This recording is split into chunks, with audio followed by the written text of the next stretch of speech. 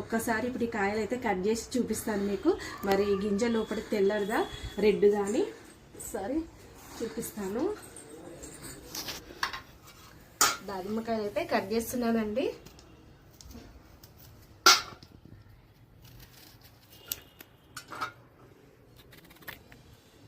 అబ్బా రెడ్దండి, చాలా రెడ్ది.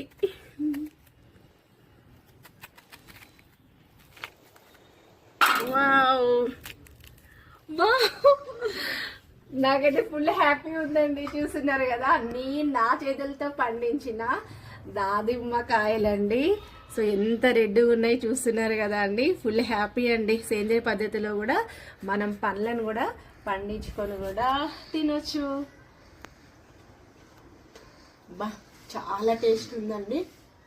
చూస్తున్నారు కదా, ఆ 2 కాయలు కూడా ఈ విధంగానే ఉండొచ్చు. వీడియో నచ్చితే మాత్రం లైక్